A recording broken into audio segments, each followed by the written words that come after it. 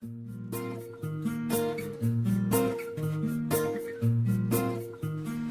amorinhas, tudo bem? Como estão vocês nesse tempo todo de quarentena? Hoje a Prof. Carol preparou um vídeo diferente, onde a gente vai conversar um pouco sobre balé de repertório. Você sabe o que é um balé de repertório? Quem estava comigo no ano retrasado, lembra que a gente fez um show, a mostra de dança de balé, do balé de Quebra-Nozes. Lembram dele? Lembram que era uma história que a gente contou do início ao fim, tinha os personagens, mas ninguém falou nada para contar aquela história. Então como é que as pessoas entenderam?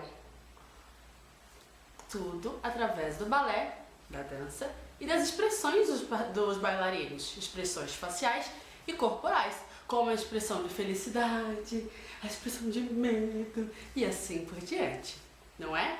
Então tá, mas da onde veio essa história de contar um fato ou uma história por meio do balé? Peraí, ontem eu estava conversando com as bailarinas e aí elas ainda me perguntaram: professora, por que o balé tem esses nomes tão estranhos dos passos? O próprio nome do balé, por que não escreve B-A-L-E, balé, e sim B-A-L-L-E-T? Por quê? Quem será que inventou isso? O balé teve a sua formação principal na França e lá também que foi criado o balé de repertório. O balé, então vamos lá, foi criado na corte francesa pelos reis e rainhas e todos os consortes, a corte que ficava ao redor desse castelo, desse rei. E foi lá com Luís V que foi criado esse balé. Foi uma revolução. Então antes, imagina, eles ouviam uma música, haviam alguns passos, ainda não era instituído como a gente conhece hoje, mas haviam alguns passos e ele dançava. Pronto. Não havia uma história por trás, era só uma dança com início e fim ali, terminava ali mesmo. Então, um coreógrafo, Jean Nouvel, criou uma ideia de contar essa história, de criar um parecer. Não era mais falado agora só sobre os nomes, eram histórias, ele criou histórias. Então ele eliminou as máscaras. No balé antes eles usavam máscaras, os bailarinos, perucas, sabe aquelas fotos de reis antigos, aquelas perucas cheias de rolinho, aquelas assim, até os homens usavam, as mulheres usavam umas perucas maior que a cabeça. Então, no balé também eles faziam isso, porque se o balé retrata a vida dos nobres, ele teria que retratar essas nobres com perucas também. Então esse coreógrafo tirou as máscaras, tirou as perucas e as poesias. Sim, antigamente quando eles iam dançar e queriam contar algum fato que tivesse a ver com a dança, eles falavam. Então o bailarino dançava, de repente ele parava, entrava alguém, recitava uma poesia ou o próprio bailarino. Então tinha muita fala no meio da dança. Hoje em dia a gente já não vê mais isso, né? Hoje em dia a gente já conta a história só pelas expressões do corpo mesmo. Então ele tirou as poesias e dividiu os espetáculos, os longos espetáculos, ele dividiu em cenas e atos para incluir essa interpretação dramática. Então, não sei se vocês vão lembrar também, no nosso Quebra-Nozes a gente teve o primeiro ato e o segundo ato. Como assim atos? O que é isso? Ele conta a história até um ponto, faz uma pausa e depois continua contando a história a partir daí até o final. Por quê? São histórias longas, são histórias contínuas. Muitas vezes essas histórias têm cenários. Agora o personagem estava numa floresta, agora o personagem está no castelo. Então eles eram cortados em atos, onde eram mudados esses cenários para que o bailarino estivesse onde ele tivesse que estar, né? Ele contava então uma história a partir da dança. Tudo, sem falas. Foi esse personagem que criou, esse coreógrafo que criou essa ideia. Antes, os temas das danças, das apresentações, eram circulados sobre os deuses e sobre os seres mitológicos. Tudo sobre magia, um mundo que não existia, né? Um mundo criado todo na imaginação. Então ele tirou essa ideia e começou a contar histórias de pessoas reais. Histórias do dia a dia e da corte, claro. História de reis e rainhas, de princesas, dos camponeses também. Histórias do dia a dia, o que as pessoas faziam no dia a dia. O primeiro balé de repertório criado foi a história A Filha Malcriada. A Filha Malcriada é uma tradução em português, né? Em francês tá aí pra vocês verem. A Filha Malcriada, que foi criada em 1789. Olha só quanto tempo. Quanto tempo foi criado esse tipo de balé, né? Que ele conta a história de uma viúva, né? Uma moça, uma senhora, que o seu marido havia falecido, ela era viúva, e que ela cuidava para que a sua filha não fosse enganada, porque como ela era uma única filha, ela queria herdar todo o dinheiro do marido, então do pai dela, no caso, né? Então ela cuidava para que a filha não fosse enganada e não perdesse esse dinheiro, essa herança. Por isso se chamava a filha malcriada. No século seguinte, ou seja, 100 anos depois, foi que esse balé ganhou força. La Sylphide foi a primeira grande obra no formato romântico. Então, mesmo tendo sido criada a Filha Malcriada lá em 1789, foi só 100 anos depois que essa ideia se difundiu. Gente, lembra? Antigamente não tinha WhatsApp, não tinha YouTube não, tá? Pra gente ficar contando histórias. Malimar é uma carta lá que alguns sabiam escrever, nem todos. Então essas coisas demoravam a chegar. Só 100 anos depois e ganhou força. E ganhou força com esse espetáculo La Sylphide, que é a primeira obra no formato romântico. Já tinha... Romântico não é romance de amor só, tá, gente? Essa história ideal de um futuro, de um final bom, bonito. Essa história que nos amarra e tal, coisa que não é uma aventura. Pode ser também, mas nesse caso era uma história de formato romântico. E foi apresentado em 1832 na Ópera de Paris. Isso é um feito muito grande.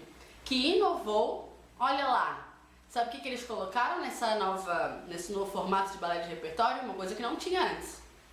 Os tutus românticos e as sapatilhas de ponta. Até então, não se usava isso. A sapatilha de ponta, você já conhece, né? A sapatilha em que a mulher, geralmente é a mulher que usa a sapatilha de ponta, ela fica na ponta dos pés, com uma sapatilha que tem um gesso na ponta para suportar pra ela conseguir ficar na ponta dos pés, né? E o tutu romântico, o tutu, vocês sabem o que é? É aquela saia que fica em pezinho assim, ó, ao redor da cintura da bailarina. Esse é o tutu. Tutu normal é essa saia assim em pezinho, aí provavelmente essa saia é feita com um tule, né, uma armação, um aramado, e aí por cima vem a saia colorida, bonita. O tutu romântico é aquela saia que vem na cintura, mas ela cai um pouco. Ela faz mais essa armação, como se fosse um vestido de noiva, só que ele não vai até os pés, né, o tutu romântico, ele geralmente pode vir até a altura do joelho, mais ou menos, ou se houver necessidade, vai até o pé. Mas esse é o tutu romântico, é esse tutu que ele é armado, mas ele não para aqui. Ele cai, ele tem mais tecido, mais tule para cair. Então foi aí que ele foi criado. Nossa, faz tempo, né? Em 1841 foi lançado um dos balés mais famosos, talvez você não conheça, mas ele é sim muito famoso, Giselle. A gente já vai ouvir mais sobre ele depois. Então foi criado o Giselle, né, o espetáculo, e com o declínio do balé na França, então o que acontece? Depois de alguns anos, de muitos anos, com esse histórico de balé na França, começou a cair, as pessoas pararam de assistir, pararam de querer dançar e assistir. E aí para onde é que o balé foi? Se o balé estava na França, a França é o berço, ele nasceu lá e tudo mais, para onde é que ele foi parar? Na Rússia, como a gente já conhece, né? Grandes companhias de balés que são russas. Então em 1862, um nome de uma pessoa que é muito conhecida, Petipa, primeiro bailarino do balé imperial russo. Então, ó, gente, você sabe o que é ser primeiro bailarino? Quando uma companhia de dança, de balé, principalmente balé adulto, né, sênior, jovem adulto, eles geralmente têm um primeiro bailarino e uma primeira bailarina. Aqui, por exemplo, no balé, temos no Teatro Municipal de São Paulo, para ser a primeira bailarina ou a primeira bailarina, é difícil, por quê? Isso significa que aquela pessoa se destacou entre todas e ela é a primeira bailarina. Não quer dizer que ela seja a primeira a chegar lá. Não. Se eu tiver, desse grupo aqui, quem é a primeira bailarina a ser destacada para fazer um solo, para dançar sozinha? É aquela pessoa. Ela é a primeira bailarina. Tem algum momento que ela deixa de ser? Sim. Algum momento que outra pessoa for melhor que ela, a outra pessoa passa a ser a primeira bailarina. E assim vai trocando. são aquelas pessoas que dançam muito bem, feríssimas. Então, nesse caso, o Petipa era o primeiro bailarino do balé imperial russo. E ele criou uma obra muito famosa também, que é A Filha do Faraó. Aí a gente já tá vendo uma mudança um pouco, assim, né, do tipo de dança, do tipo de tema que é criado em cima desses balés de repertório. Então, o Petipa estreou também outro balé famoso, que é o Dom Quixote. Dom Quixote não foi ele que criou a história, né? É do Miguel de Cervantes. E ele cria um balé, ele faz um formato de balé para contar uma história que as pessoas já conheciam. Esse é mais ou menos o tipo que a gente já conhece também, né?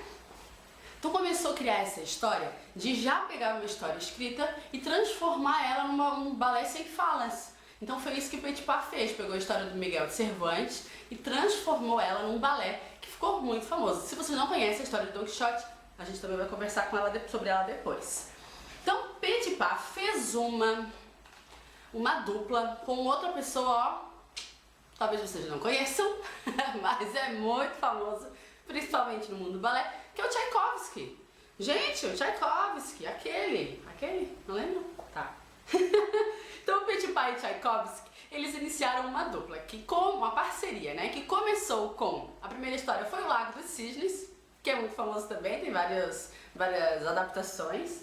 A Bela Adormecida também foi uma criação que eles fizeram, que eles pegaram numa história existente e criaram um balé. E o nosso Quebra-Nozes. Quebra-Nozes eu digo nosso porque a gente dançou em 2018, né? Então, 2018, isso. Então, assim, existe maneiras de criar histórias. Agora vamos lá, peraí, pausa.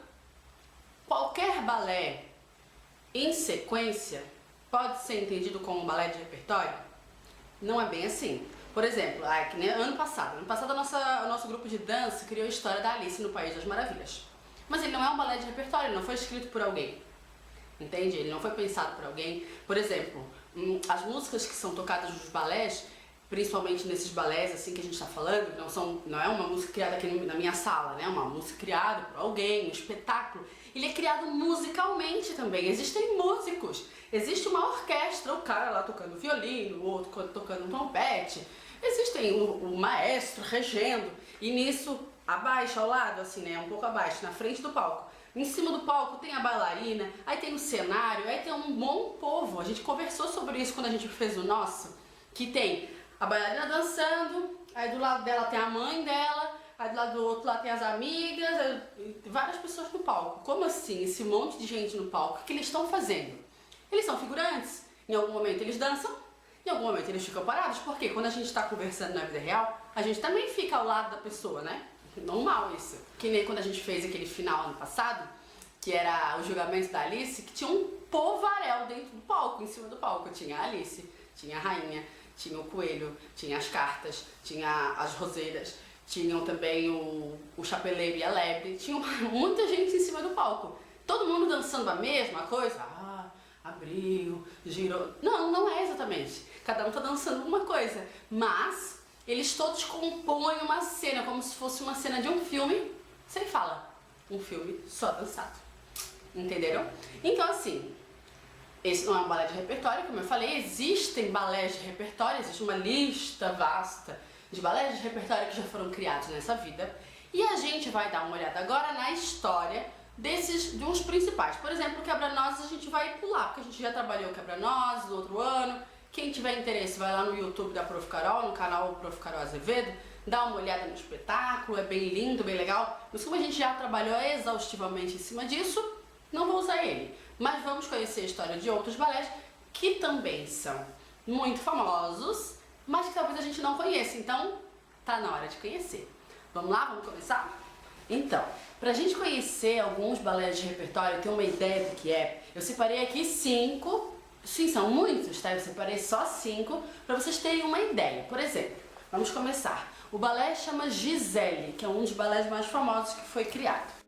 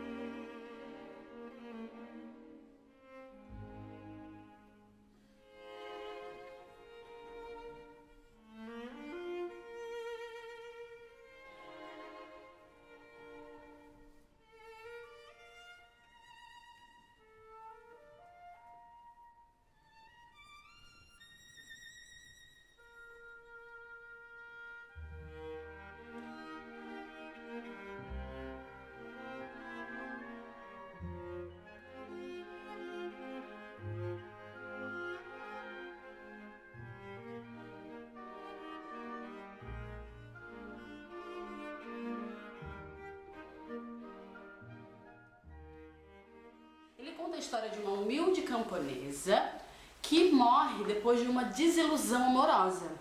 E então ela encontra, em um universo mágico, outras moças que também morreram antes de seus casamentos. Então elas se reúnem para obrigar os rapazes a dançarem com elas até a morte. Olha só que loucura.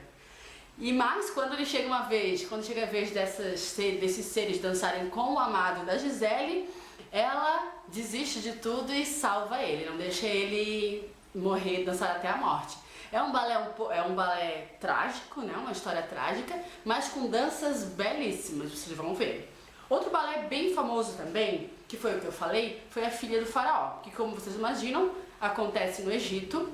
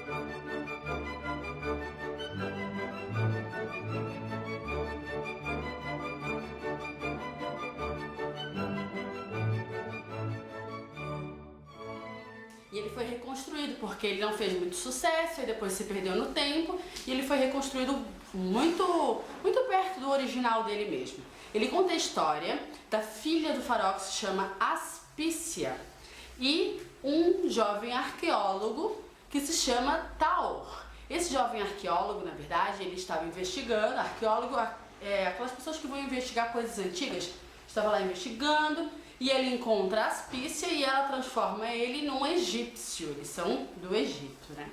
Então o faraó prende Taor porque os dois estão apaixonados, eles não podem se casar, então ele prende o Taor, e leva a sua filha para casar com o rei de Núbia. Mas Taor consegue fugir e salva a moça desse casamento e sai em fuga. Nesse caminho, eles vão atrás dos dois, né? O faraó e o rei da Núbia. E o rei da Núbia encontra Aspícia e força ela a se casar, ou então ele vai prejudicar o Taor. Então ela se joga no mar, se joga no rio, e quando o Taor aparece, o rei captura ele e prende. Quando o Taor está prestes a ser condenado à morte, acusado por ter matado a Aspícia, que desapareceu, ela reaparece e conta que foi, na verdade, o rei da Núbia que provocou que ameaçou ela, né? Que provocou tudo isso. Então o faraó finalmente se rende e abençoa o casamento dos dois. O arqueólogo então se acorda e, na verdade, ele estava do lado do sarcófago da Aspícia e tudo não passou de um sonho. Sabe aqueles sarcófagos onde eles enterravam as múmias no Egito? Então ele descobriu o sarcófago da Aspícia, deve ter dormido lá, ó, e sonhado com ela. A outra história bem famosa que eu falei também, da Sílfide. La Sílfide, ele escreve até com Y e com PH, mas é a Sílfide mesmo em português.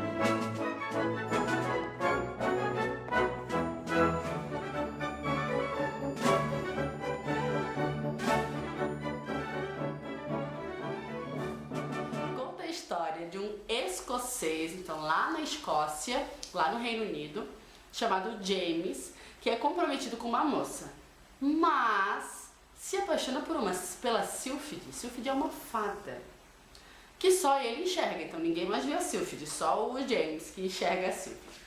Quando ele está para se casar com a moça, a Sylphide esconde a sua aliança no bosque e ele vai procurar a aliança e se esquece do casamento. Mas no caminho ele encontra uma maga, Maid, uma feiticeira que oferece um véu enfeitiçado para que ele entregue para Sylphide e assim ela cai as suas asas e fica ao lado dele, que era tudo que ele queria, né? But, quando ele entrega o véu, a Sylphide perde as asas e morre. Ele ainda tenta retornar para a vila para procurar se a moça ainda estava lá, mas a moça já tinha se casado com outro. Ele volta para se vingar da feiticeira, mas na verdade ele perde e ele acaba morto também. É outro daqueles balés trágicos. Gente, essas histórias de muito antigamente tinham essas manias mesmo. Só a Disney depois que criou essa ideia de que toda história deve ter um final feliz, né? Mas a gente conhece histórias que o final não é extremamente feliz, como por exemplo Romeu e Julieta, uma história também bem antiga em que não é feliz o final, né? O final é trágico. A outra história que eu queria trazer para vocês não foi citada quando eu fiz o roteiro do vídeo, mas que a gente já fez uma vez um solo com desse próprio balé de repertório, que chama Coppelia.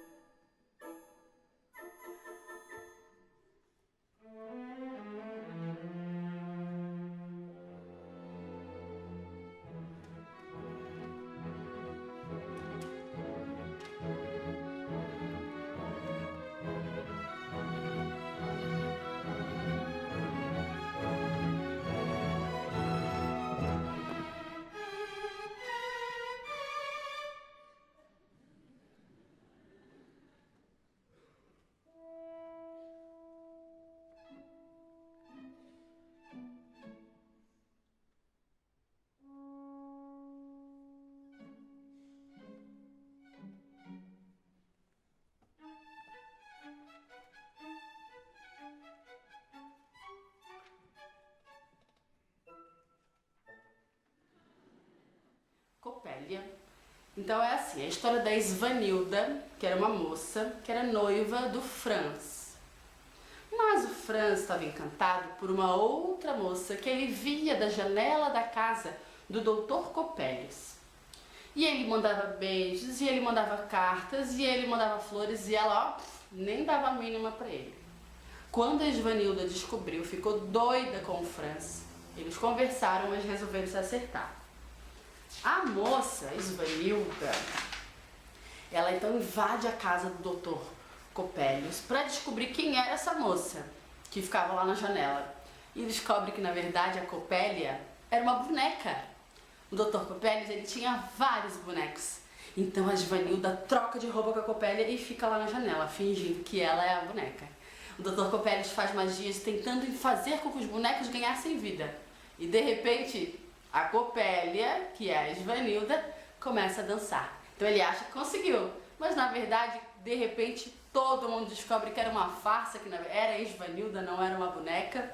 E tudo, nessa história, tudo acaba bem. os dois acabam se casando, né, o Franz e a Svanilda, e eles dão o dote da moça, da Svanilda. Naquela época os pais davam um dote, um valor em dinheiro para casar as suas filhas, e eles pegam esse dinheiro e dão para o Dr. Coppelius, já que ele perdeu os bonecos nessa confusão toda, para ressarci-lo, né? E por último, o quinto, o Lago dos Cisnes. Esse talvez seja mais conhecido, né? Assim, porque tem filmes tal que retratam essa história.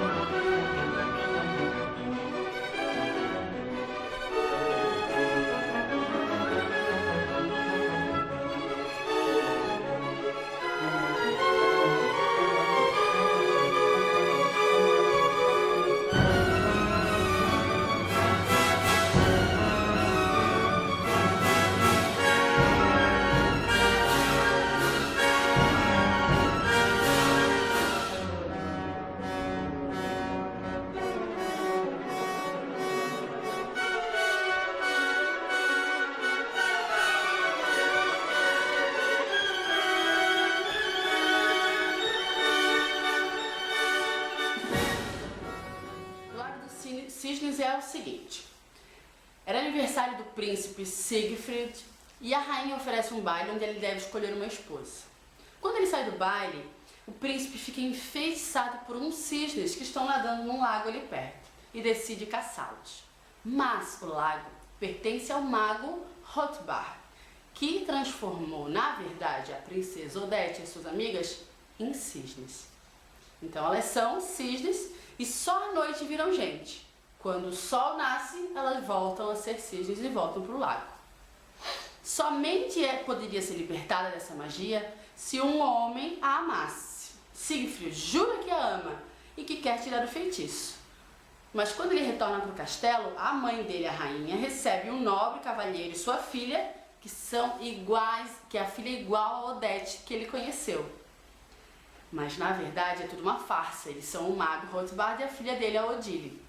O príncipe então jura amor para Odile, achando que era Odete, e assim a Odete fica despedaçada. E chora e sofre, e as amigas cisnes dela tentam consolá-la. Quando o príncipe descobre toda a farsa, ele volta a Odete e explica o que aconteceu e eles se entendem. O mago descontente tenta matar Odete. O mago era o cisne negro e eles lutam e eles tentam matar Odete, mas o príncipe corta as asas do mago, que perde seus poderes. Os cisnes, então, com os poderes do mago desfeito, retornam a ser gente e os dois conseguem se casar, o Siegfried e a Odete. Viram? Essas são histórias de balé de repertório que fazem, nossa, muitos anos que elas existem. Já foram representadas muitas vezes por muitos bailarinos, por muitos balés. Se a gente joga isso no YouTube, deve vir coisa pra caramba. Então, assim, na verdade tem outros também, se vocês encontrarem outros balés de repertório que têm histórias interessantes. Algumas histórias são mais cômicas, outras trágicas, outras são baseadas em romance romântico mesmo, pra gente conhecer. É sempre bom, porque a gente tá sempre tendo novos conteúdos de balé, tá bom? Então, espero que vocês tenham entendido como é que funciona o balé de repertório e que esse vídeo tenha sido útil. A gente se encontra na próxima aula. Beijinho da Prof. Carol. Tchau, tchau.